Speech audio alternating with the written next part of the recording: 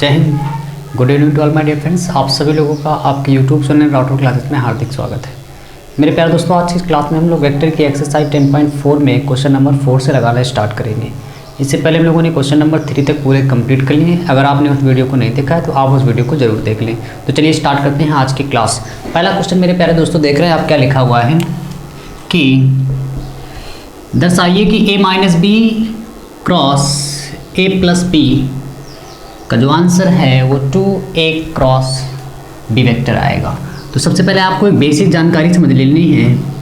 Important point क्या है कि जब भी हम लोग सदिश गुणा कराते हैं, वेक्टर प्रोडक्ट कराते हैं, तो उसमें i का क्रॉस i के साथ हमेशा 0, j क्रॉस j हमेशा 0, k क्रॉस k हमेशा 0 होगा और i का j के साथ माइनस k प्लस का k, j का k के साथ प्लस का i और k का i के साथ j होगा। इसको आप कैसे याद रखते हैं? बड़ी आसानी से याद कर सकते हैं इस चीज़ को। जैसे मान लीजिए सर्किल है, ये i, ये j और ये k। तो जब घड़ी की हम लोग दिशा में चलेंगे तो हमेशा आपको प्लस लगाना है और घड़ी की विपरीत दिशा में जब चलेंगे तो माइनस लगाना है। घड़ी की दिशा में यानी कि प्लस और घड़ी की विपरीत दिशा में तो माइनस। जैसे घड़ी आप जानते हैं इस दिशा में चलती है, तो जब i से j जाएंगे तो क्या आएगा k, जो छूट जाएगा उसको लिखेंगे। i से j में क्या आएगा k प्लस का, और j से k में क्या आएगा, j से k में i और k से i में क्या आएगा j। क्योंकि हम लोग घड़ी की डायरेक्शन में चल रहे हैं तो सभी में क्या आ गया है प्लस। यदि आप इसी तरह उल्टा चलते कि j से चलते आप चलते j से i, j का क्रॉस कराते i से तो आता माइनस का k, और जब k का j से कराते k से j तो आएगा माइनस का i, और जब i से k जाएंगे, i से k जाएंगे तो माइनस का j। तो आप देख रहे हैं घड़ी की विपरीत दिशा में चला गया j से i। आप देखते हो घड़ी मेरे प्यारे दोस्तों इस तरह नहीं चलती है, घड़ी इस डायरेक्शन में चलती है। तो j से i में माइनस का k से j में माइनस का i और i से k में माइनस का j। जो अक्षर छूट जाता है उसको हम लोग लिख देते हैं वहाँ पे। तो चलिए स्टार्ट करते हैं आज की क्लास। इतना बेसिक जानकारी आपको होनी चाहिए कि j का i से क्रॉस मल्टीप्लाई 0, j का j से 0, k का k से 0। अब जरूरी नहीं कि वहाँ पे i ही लिखा होगा। अगर वहाँ पे a क्रॉस a कर दिया जाए तब भी 0, b क्रॉस b कर दिया जाए तब भी 0। मतलब सेम संख्याओं में अगर क्रॉस लगा हुआ है तो वहाँ पे हम लोग हमेशा 0 रखेंगे। तो चलिए स्टार्ट करते हैं। पहला क्वेश्चन मेरे प्यारे दोस्तों आप देख रहे हैं,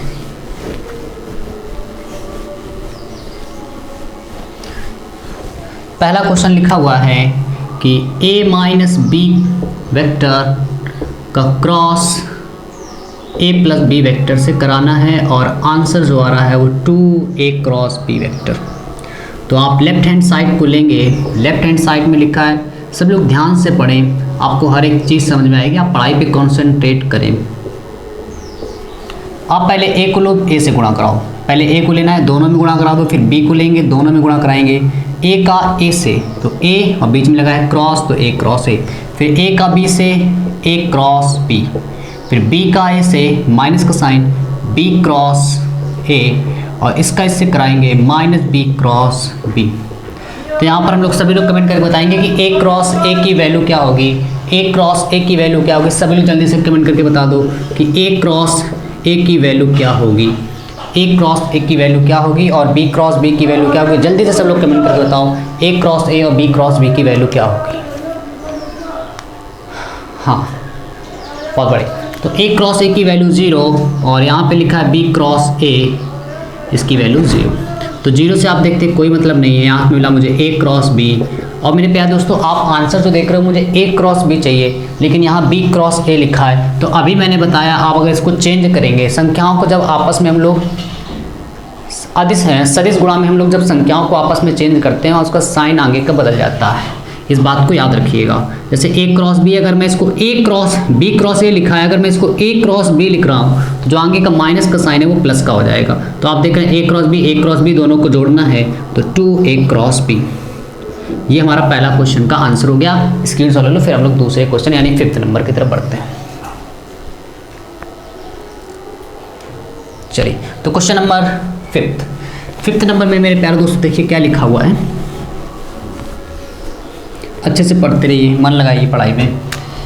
लैम्डा और म्यू की वैल्यू आपको ज्ञात करनी है, लैम्डा और म्यू की वैल्यू आपको निकालनी है और आपको दिया है कि 2i प्लस का 6j प्लस का 27k का cross i plus lambda j plus का म्यू k की वैल्यू 0 के इक्वल है।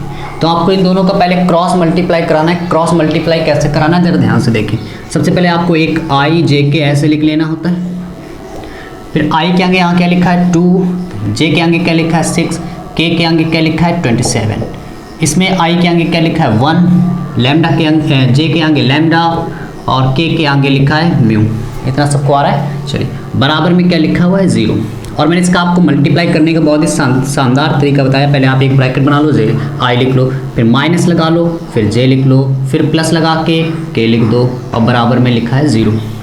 अब जैसे आई की आप वैल्यू निकाले तो आई की संख्याएं आपको छोड़ देना है, आई की संख्याएं छोड़ देना है। चलिए मल्टीप्लाई करें 6 का म्यू से तो 6 म्यू। सभी लोग कमेंट करके बताएंगे कि आगे क्या लिखा जाए, सभी लोग कमेंट करके बताएंगे कि आगे मैं क्या लिखूँ यहाँ पे। हाँ पढ़ाई पे कॉन्सेंट्रेट करो। 6 म्यू, हाँ 6 म्यू के बाद चलिए ध्यान दीजिए आई की वैल्यू निकाले तो आई की संख्या को छोड़ दो, 6 का गुणा म्यू से कराओगे तो 6 म्यू माइनस का, जब भी इसका मल्टीप्लाई कराना है आपको बीच में हमेशा एक माइनस, तो लैम्डा का गुणा 27 से तो 27 लैम्डा। इसके बाद जे का यूज कर रहे हो तो जे की संख्या आपको छोड़ देना है।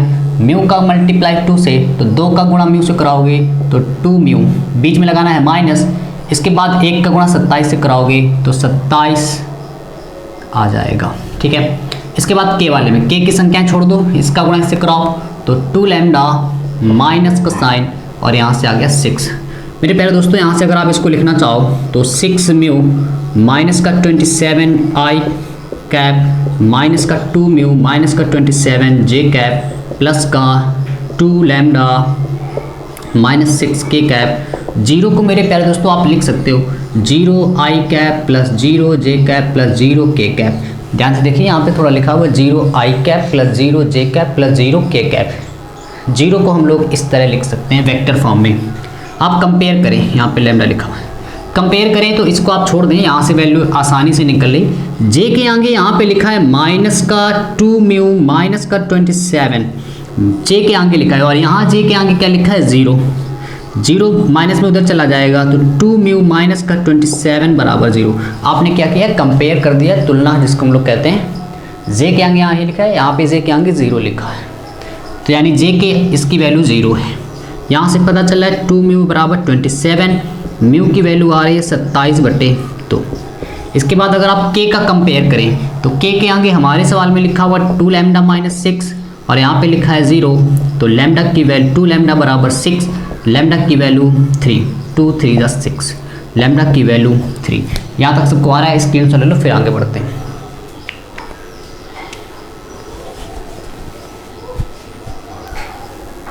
चलिए क्वेश्चन नंबर हम लोग बढ़ रहे हैं 6 की तरफ।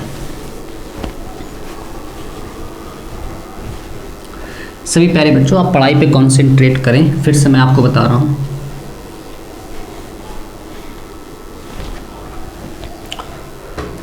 क्वेश्चन नंबर 6 में क्या लिखा हुआ है, दिया हुआ है कि a डॉट बी, आप देख रहे हो a डॉट बी बराबर 0 और a क्रॉस b की वैल्यू भी आपको 0 दी गई है। आपसे पूछा जा रहा है तो वेक्टर a और b के बारे में आप क्या कह सकते हैं, वेक्टर a और वेक्टर b के बारे में आप करें क्या निष्कर्ष निकाल सकते हैं। अगर आपसे पूछा जाए कि अगर a डॉट b की वैल्यू 0, b क्रॉस b की वैल्यू भी 0, तो आप a b के बारे में क्या कह सकते हो। मेरे प्यारे दोस्तों ध्यान से सुनें, यहाँ पर लिखा है a डॉट b की वैल्यू 0। आपको मैंने बताया था जब भी डॉट प्रोडक्ट यानी कि अदिश गुणा में आपको a डॉट b की वैल्यू 0, इससे हम लोग ये निष्कर्ष निकाल सकते हैं कि a और b एक दूसरे के ऊपर परपेंडिकुलर है, यानी कि लंबवत हैं। लेकिन अगर आप ऐसा केस ले रहे हैं कि मैंने कहा a और b आपस में परपेंडिकुलर हैं, तो आप जानते हो जब हम लोग इसका फार्मूला लिखते हैं a डॉट b का, तो modulus of a vector modulus of b vector cos theta आता है। यहाँ से हम कह सकते हैं थीटा की वैल्यू आप 90 रखोगे तो आप ये 0 आ जाएगा। लेकिन जब हम लोग ए क्रॉस बी में अगर यही काम करें, ए क्रॉस बी में अगर हम लोग यही काम करें तो ए क्रॉस बी का फॉर्मूला होता है modulus of A vector modulus of B vector sine theta आता है। क्योंकि हम यहाँ से ये निष्कर्ष निकाल लें कि ए और बी लंब है, यानी थीटा यहाँ से 90 निकल रहा है। लेकिन क्या थीटा की वैल्यू 90 रखने पर यहाँ पे 0 आ सकता है? आप देखो साइन थीटा यानी साइन 90 की वैल्यू 0 नहीं होती, वहाँ पे 1 होती है। इसका मतलब है यहाँ पे जो थीटा है ए और बी के बीच का, वहाँ पे हम लोग ये निष्कर्ष नहीं निकाल लेंगे कि ये लंब है, क्योंकि यहाँ पर वो चीज़ 0 नहीं होगी। क्योंकि ए क्रॉस अगर यहाँ पे आप थीटा 90 रख दोगे ए डॉट बी की वैल्यू 0 आ जाएगी। हम लोगों ने सीख रखा है कि जब भी ए डॉट बी आपको मिले, यानी हम लोग निष्कर्ष निकाल सकते हैं कि ए और बी आपस में लंब हैं, तब इसका मान 0 है। लेकिन एक और ऐसी कंडीशन है जहाँ पे ये 0 हो सकता है, वो क्या है मेरे प्यारे दोस्तों, कि यदि आप ए वेक्टर का मॉड ले लें वो 0 आ जाए, या फिर बी वेक्टर का मॉड 0 आ जाए। ए वेक्टर का मॉड 0 हो या फिर बी वेक्टर का मान 0 हो, तो आप ए वेक्टर का मान 0 रखोगे, मल्टीप्लाई कराओगे 0 आ जाएगा। यहाँ पर अगर हम ए वेक्टर की वैल्यू को 0 मान लें तो ये 0 आ जाएगा। जरूरी नहीं कि ए वेक्टर 0 होगा, बी वेक्टर की वैल्यू भी 0 हो सकती है। तो जैसे आप 0 रखोगे तो 0 आ जाएगा, यहाँ पे 0 रखोगे तब भी ये 0 आ जाएगा। क्योंकि हम लोग एंगल इसलिए नहीं ले सकते इस सवाल में 90, क्योंकि 90 लेने पर ये वाला ए डॉट बी तो 0 हो जाएगा, लेकिन ए क्रॉस बी 0 नहीं होगा, क्योंकि साइन 90 की वैल्यू 1 होती है। इससे पता चलता है ये एंगल सवाल जो है एंगल पे डिपेंड नहीं है, यहाँ पे ए और बी के मापांक पे डिपेंड है। इससे हम लोग ये निष्कर्ष निकाल रहे हैं कि इस सवाल में ए वेक्टर की वैल्यू 0 होगी या फिर बी वेक्टर की वैल्यू 0 होगी मापांक में। ठीक है, क्योंकि एंगल से किया नहीं जा सकता है, क्योंकि इसकी वैल्यू तो 0 है लेकिन इसकी वैल्यू 0 नहीं हो पाएगी, क्योंकि साइन 90 की वैल्यू 1 होती है, 0 नहीं होती।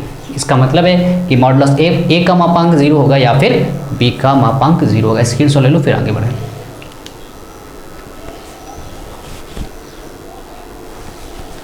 चलिए अब हम लोग क्वेश्चन नंबर बढ़ रहे हैं मेरे प्यारे दोस्तों। 7 हम लोग लगाएंगे, लेकिन उससे पहले क्वेश्चन नंबर 8 लगाएंगे, क्योंकि क्वेश्चन नंबर जो 7 है काफ़ी जगह लेगा और पहले इसको हम लोग रफ करेंगे यहाँ से।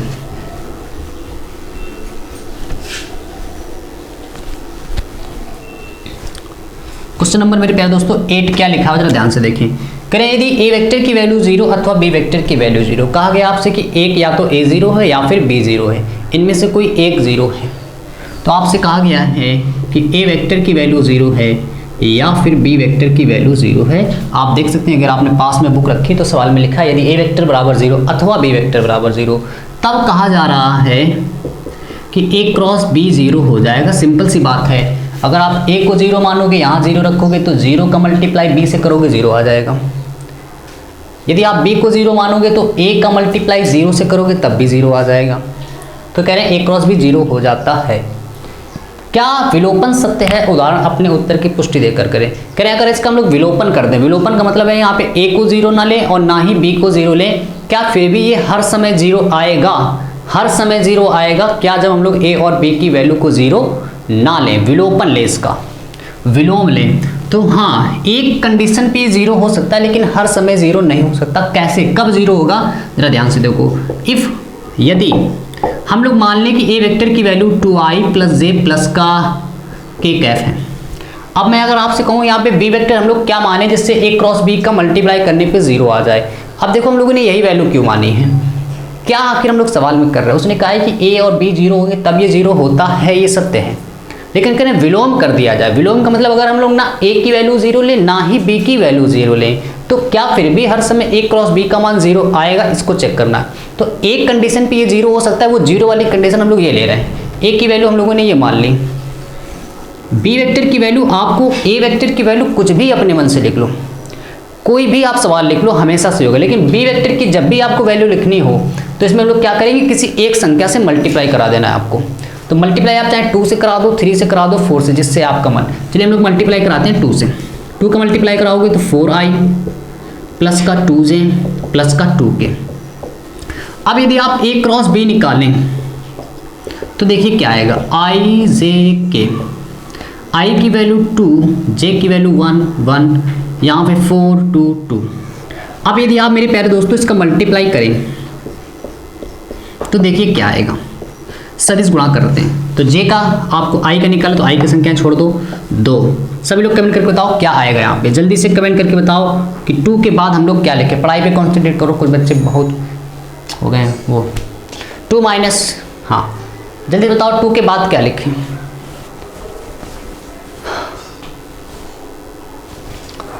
चलिए बहुत बढ़िया। 2 के बाद देखो आई है, आई के सबकी वैल्यू छोड़ दो 2 और इधर से गुणा कराओगे तो -2। जे वाले में क्या आएगा सभी लोग मेरे साथ करो, और ये क्या आ गया 4 - 4। के वाले में इसकी संख्या को छोड़ दो 2 दूनी 4 माइनस का 4, इतना से आप करेंगे यही आएगा। 2 - 2 0 आई, 4 - 4 0 जे, 4 - 4 0 के। यहाँ से पता चल रहा है इसकी वैल्यू क्या आ रही है 0, यानी कि मतलब है A क्रॉस B की वैल्यू, क्योंकि A क्रॉस B की वैल्यू निकाल रहे थे, यहाँ पे कितनी आ रही है 0। इसका मतलब है ये विलोपन में सत्य एक कंडीशन पे हो रहा है, जब ये दोनों वेक्टर पैरेलल होंगे, आपस में समांतर होंगे। अब आपको ये कैसे पता पैरेलल है, मैंने आपको सिखाया, अगर आप यहाँ से 2 कॉमन करोगे तो वही वेक्टर लिखा है। अब पैरेलल में क्यों 0, क्योंकि पैरेलल में समांतर में एंगल बनता है 0 और साइन 0 की वैल्यू होती है 0। ठीक है, कुल मिला के आपको मैं सवाल बनाना सिखा रहा हूँ। वो क्या है कि आप पहले ए वेक्टर की कोई भी वैल्यू लिख लो, बी वेक्टर की लिखने के लिए हमेशा क्या करो, किसी संख्या से मल्टीप्लाई कर दो, अगर उनका आप क्रॉस गुणा कराओगे तो वो हमेशा 0 आएगा। ठीक है, आप एक प्रैक्टिकल अभी करना, जब लाइव क्लास बंद हो, आप ए वेक्टर की वैल्यू कोई लिखना और बी वेक्टर की वैल्यू आप क्या करना, उसमें ए जो बी लिखा उसमें किसी एक संख्या से गुणा करा देना, फिर उनका क्रॉस निकालना, देखना क्या 0 आएगा, आप कमेंट करके बताइएगा मुझे।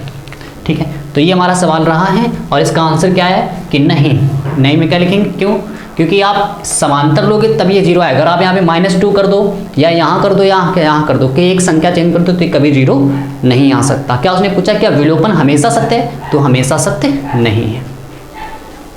क्वेश्चन नंबर हम लोग बढ़ रहे हैं, चलो स्क्रीनशॉट चलो कर लेना। क्वेश्चन नंबर मेरे प्यारे दोस्तों हम लोग कर रहे हैं 7 नंबर, जो कि एक थोड़ा सा लेंदी क्वेश्चन है, काफ़ी बड़ा है और बहुत ही संयम रख के आपको सॉल्व करना है। क्या है वो क्वेश्चन, जरा ध्यान से देखो। करें ए वेक्टर की वैल्यू है a1i plus a2j plus a3k, B vector की वैल्यू है b1i plus b2j plus b3k, C vector की वैल्यू है c1i plus c2j plus c3k।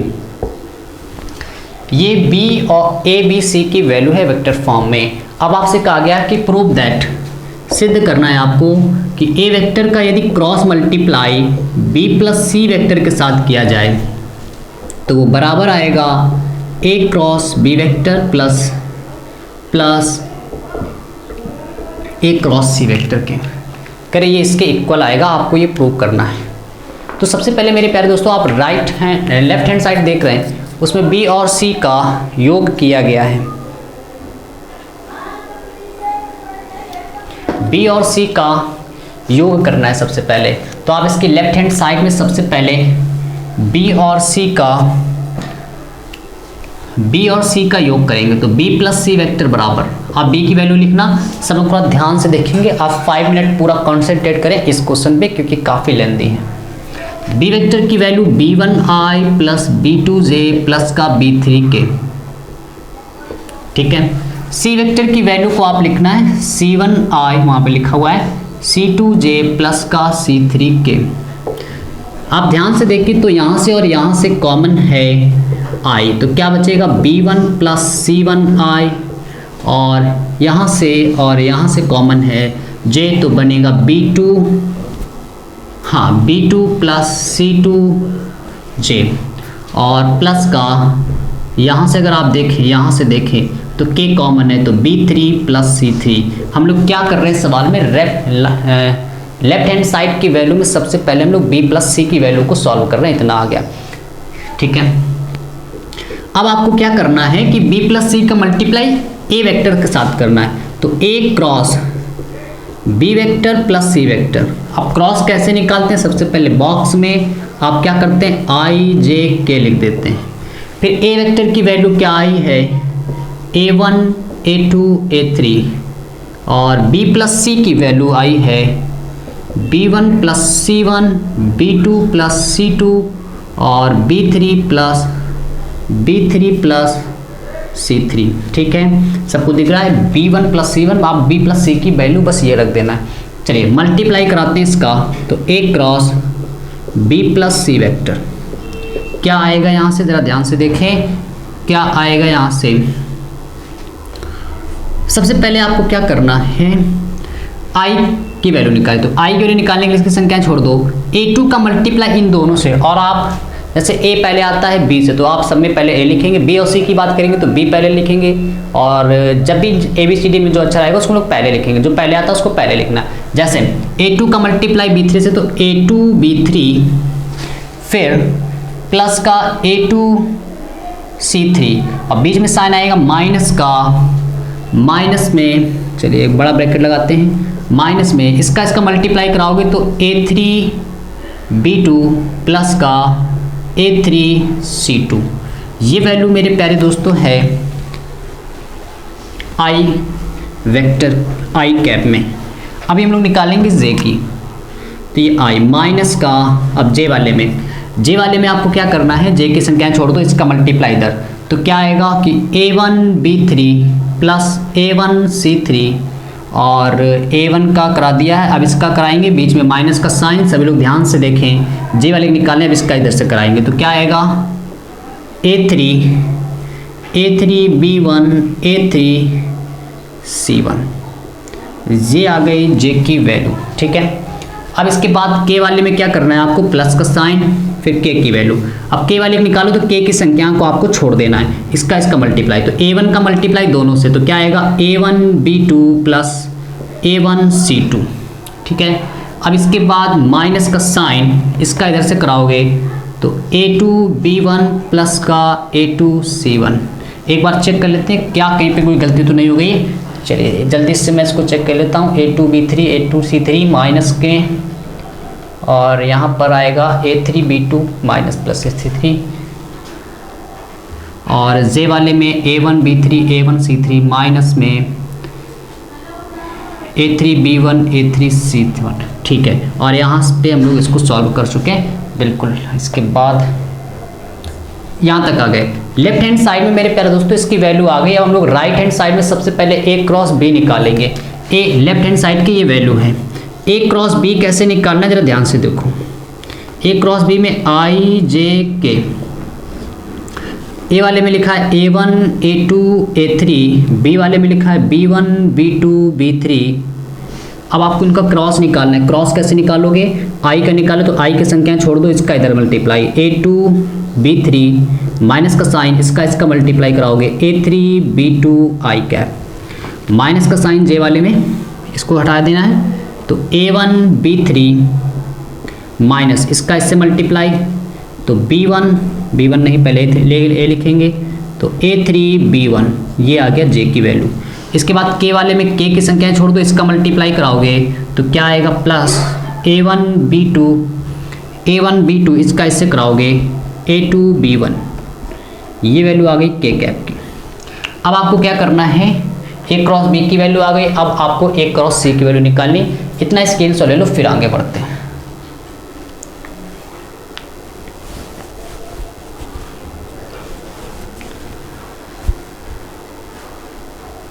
चलिए, तो अब आपको वैल्यू निकालनी है a क्रॉस c की। ठीक है, a क्रॉस c की,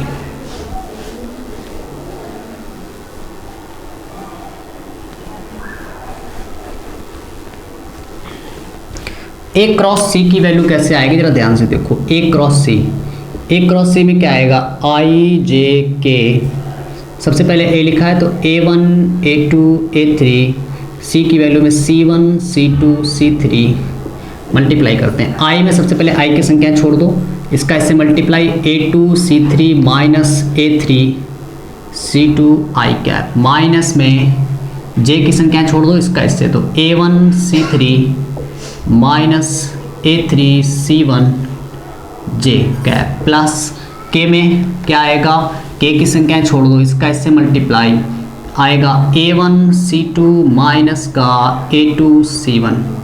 ये मेरे प्यारे दोस्तों k कैप की वैल्यू है। और राइट हैंड साइड में अगर आप देखें, अभी लिखा था मैंने a cross b vector plus का a क्रॉस c वेक्टर। आप इन दोनों को ऐड करें, ध्यान से देखिए, मैं एक लाइन शॉर्ट कर रहा हूँ। a क्रॉस b की वैल्यू मेरे पास ये है, b क्रॉस c की वैल्यू मेरे पास ये है। आप a क्रॉस b की ये वाली वैल्यू यहाँ रखेंगे, प्लस का साइन लगाएंगे, फिर ए क्रॉस सी की ये वैल्यू रखेंगे। ध्यान से देखें अगर आप, तो इसमें जैसे दोनों को रखोगे, इससे और इससे क्या कॉमन है, यहाँ से और यहाँ से कॉमन है आई, तो मैं आई कॉमन कर रहा हूँ, बड़े ब्रैकेट के साथ मैंने लिखा, जरा ध्यान से देखें। पॉजिटिव वाली संख्याओं को मैं एक साथ लिख रहा हूँ, मैं काफ़ी कैलकुलेशन को सॉर्ट कर रहा हूँ, मेरे साथ ध्यान से देखें।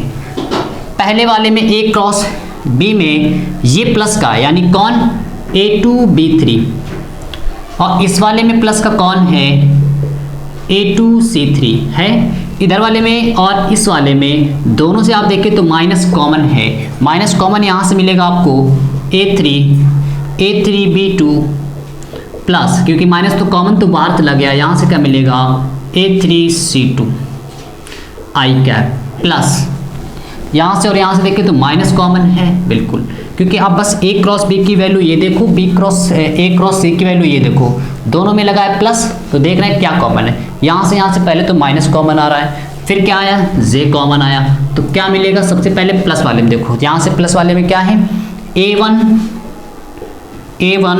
B3, और इस वाले में प्लस में क्या लिखा है, क्योंकि जे की अब बात हो रही है इसकी और इसकी, इस वाले में प्लस है A1 C3, फिर इसके बाद इस वाले में और इस वाले में आप देख लो 20 से कॉमन है माइनस, क्या मिलेगा यहाँ से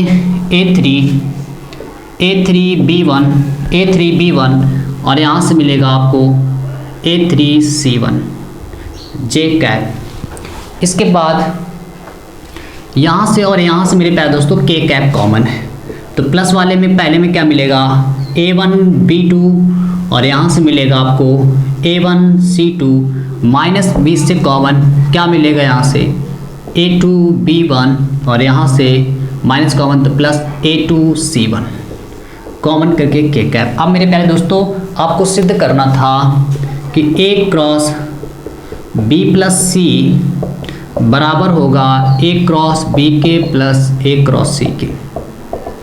अगर आप ध्यान से देखें, चलिए मैं नीचे वाला मिटा दे रहा हूँ ताकि आप कंपेयर अच्छे से कर पाएँ। देखिएगा ध्यान से, आप देखिए जो ये वैल्यू लिखी है A cross B plus C की और इसकी वैल्यू जो हम लोगों ने अभी निकाली वो सेम है। क्या लिखा है A2 B3 A2 C3 minus A3 B2। आप ध्यान से देखिए बिल्कुल वही संख्याएं लिखी हैं, बिल्कुल वही ही चीज़ लिखी है, एक भी चीज़ में डिफरेंट नहीं है। A2 B1 A2 C1 बीच में माइनस, फिर ये बिल्कुल वही लिखा है, यानी कि इससे सिद्ध होता है left hand side right hand side के बिल्कुल इक्वल है। ठीक है, एक बार आप इस क्वेश्चन को अपने मन से जरूर लगाएंगे तो आपको यकीनन बहुत सरल लगेगा, ऐसे बहुत लेंदी लगता होगा। एक बार स्वयं जरूर प्रयास करें, इसको स्क्रीनशॉट ले लो फिर आगे बढ़ें।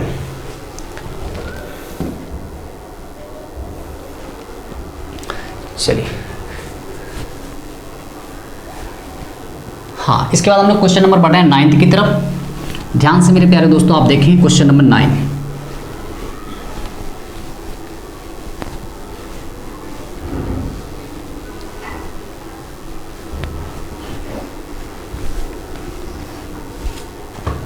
क्वेश्चन नंबर 9 में क्या लिखा हुआ है कि एक त्रिभुज का क्षेत्रफल ज्ञात करो जिसके शीर्ष इस क्रम में दिए। त्रिभुज एक ऐसे मेरे प्यारे दोस्तों दिया गया, मोस्ट इंपॉर्टेंट क्वेश्चन आपके बोर्ड एग्जाम के लिए।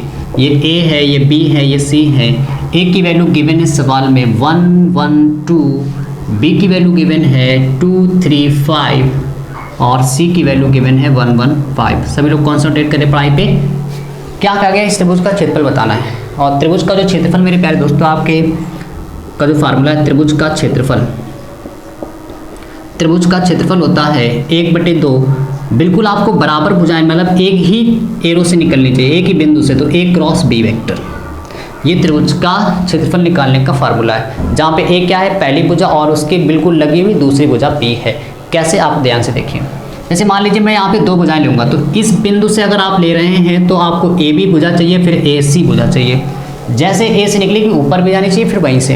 अगर आप इस पॉइंट से लेते तो आपको 2 भुजाएं चाहिए होती, सी से यानी कि सी बी, और यहाँ से चाहिए होता सी ए, 2 भुजाएं चाहिए थी। अगर आप इस पॉइंट से लेते, बी से लेते, तो आपको ऐसे चाहिए थी बी से ए, फिर चाहिए बी से सी। मतलब आपको जिस पॉइंट से लेना है, जिस पॉइंट से लेना है उसी से एरो निकलनी चाहिए। जैसे मैंने ए से लिया तो ए से ऊपर एरो जाना चाहिए और एक ए से इधर जाना चाहिए। तो पहली कौन सी भुजा होगी, ए बी, फिर कौन हो जाएगी ए सी। अगर आप बी से लेते तो यहाँ से एरो निकलता, तो यानी बी ए, फिर यहाँ से निकलता बी सी। अगर आप सी से लेते इस सवाल में तो आता सी ए और सी बी, और कहीं से भी आप लगा सकते हैं। मैं आपको कह रहा हूँ आप एक मेथड से कभी ना लगाया करें सवालों को, जितना हो सके आप उसको अलग अलग लगाने का प्रयास करो। जैसे मैंने बताया बी से लगाओ चाहे सी से लगाओ, आप सभी से बिल्कुल एग्जैक्ट आंसर आएगा। इससे क्या होता है, अनुभव बढ़ता है, आपका एक्सपीरियंस बढ़ता है। तो चलिए हम लोग लगाते हैं सवाल को ए से। हम लोग इस सवाल को लगाएंगे ए से। तो सबसे पहले आपको इसको वेक्टर फॉर्म में कन्वर्ट करना पड़ेगा। एक को अगर हम लोग वेक्टर फॉर्म में कन्वर्ट करें तो क्या आएगा, ध्यान से देखें।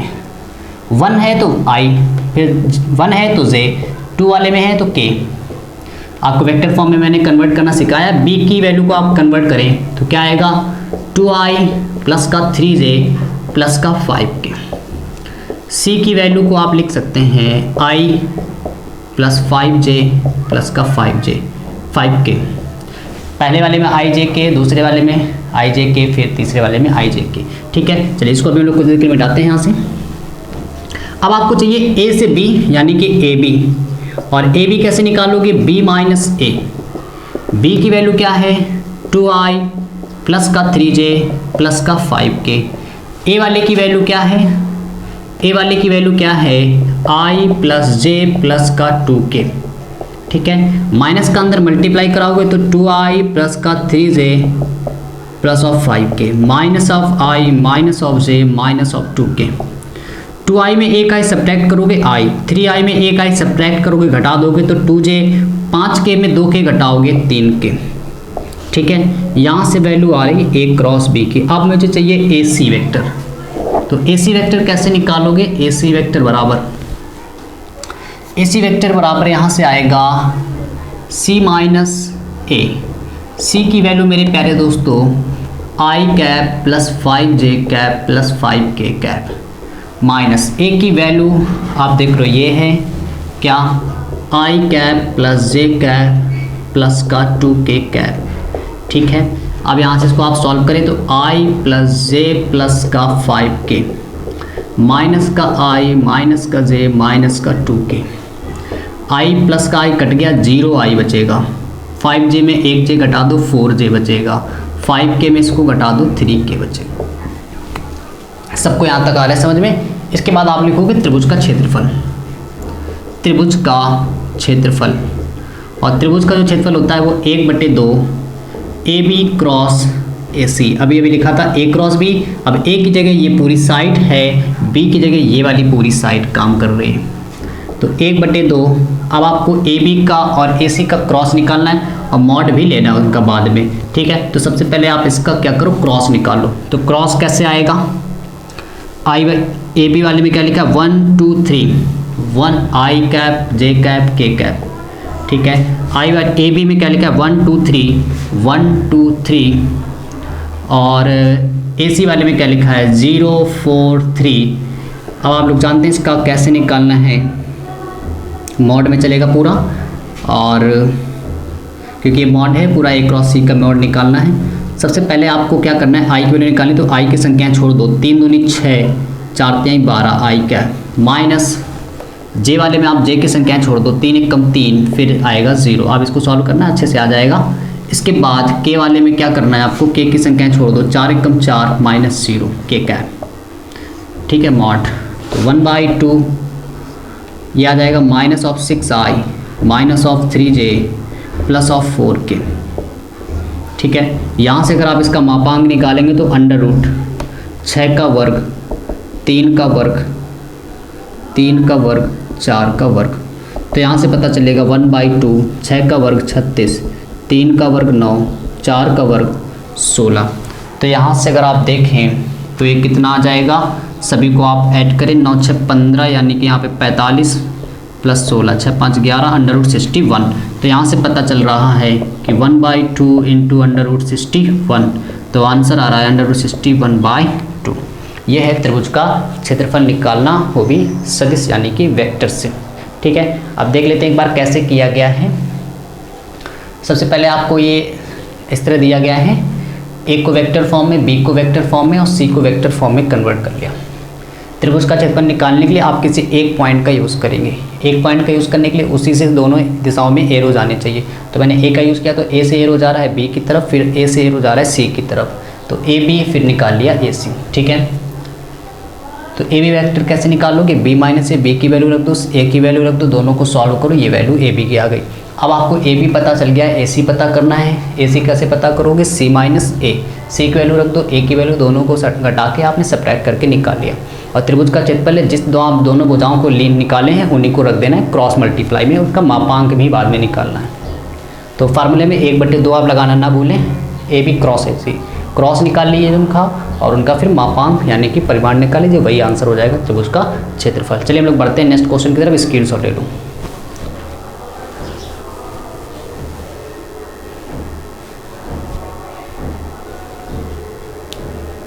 निकालिए। चलिए तो अब हमारा क्वेश्चन नंबर है, चलिए इसके आगे हम लोग अब कल ही पढ़ेंगे, टाइम थोड़ा अभी कुछ काम आ गया, ठीक है। तो हम लोग इसके आगे कल पढ़ेंगे और कुछ सवाल रह गए हैं, 3 क्वेश्चन रह गए, हम लोग वो पूरी तरह से कल कंप्लीट कर लेंगे।